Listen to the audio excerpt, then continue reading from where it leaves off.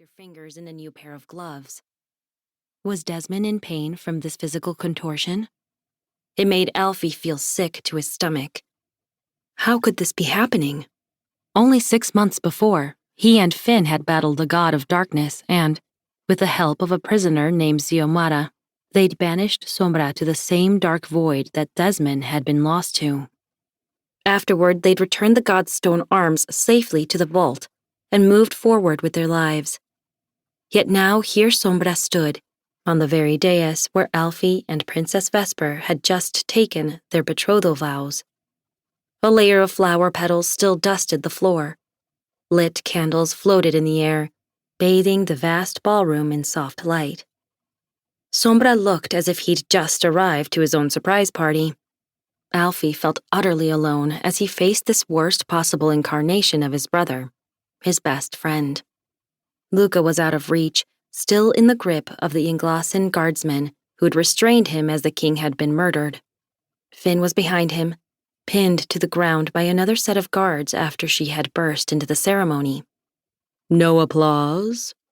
Are you not pleased by the homecoming of your long-lost prince? Sombra gestured at Desmond's body with a grin. Desmond was nothing but a garment to Sombra. The unfairness of it all struck Alfie like a slap. He'd spent endless nights desperately wishing for his brother to be found, only to have him return controlled by a monster. "Leave my brother's body," Alfie rasped, finding his voice.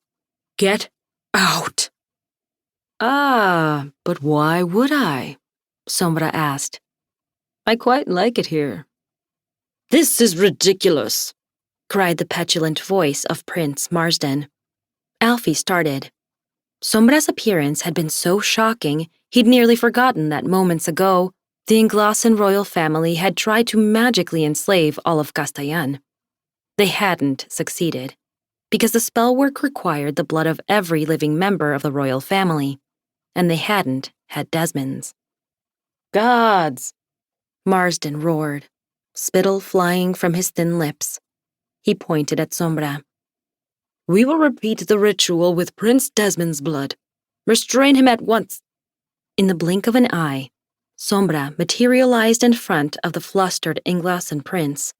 It happened so fast that Alfie never saw him move, but he felt the air whip past him as if he'd stuck his head out of a speeding carriage. Standing so close to Marsden that their noses could have brushed, Sombra looked at him like a child contemplating squishing a bug. "You make far too much noise." Marsden opened his mouth to protest, but Sombra snatched him by the tongue. Alfie heard the sound of muscle and sinew snapping as the god wrenched it from Marsden's mouth. Bile rose in Alfie's throat. "Marsden!" Queen Eleanor screamed as her son fell to his knees, blood pouring from his lips. She, Princess Vesper, and King Alistair all rushed forward, crying out for help. Still holding the prince's detached tongue between two fingers, Sombra waved his free hand, as if shooing away a fly. With a loud crack, the Englassan royals' necks snapped sharply to the left, and they fell, dead before they could even reach Marsden. The Englassan prince himself had gone silent, blood still seeping from his lips as his eyes grew glassy and still. The Englassan royal family had been wiped from existence in mere moments. "Now that I have returned," Sombra dropped the severed tongue, moving on with ease, "my reign over this world can begin. It will be short, but no doubt memorable."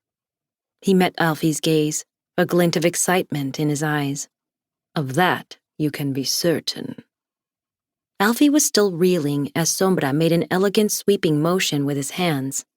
A shudder bloomed on Alfie's skin. From the corner of his eye, he saw something dark slithering. For a moment, he thought shadows were crawling on the floor-to-ceiling windows, but he was wrong. It was much worse. A wave of black crept across the sun-dappled sky, as if a pot of ink had spilled onto the heavens. It didn't look like a regular night sky where there were pinpricks of stars and different shades of dark. It was matte black, as if the sky itself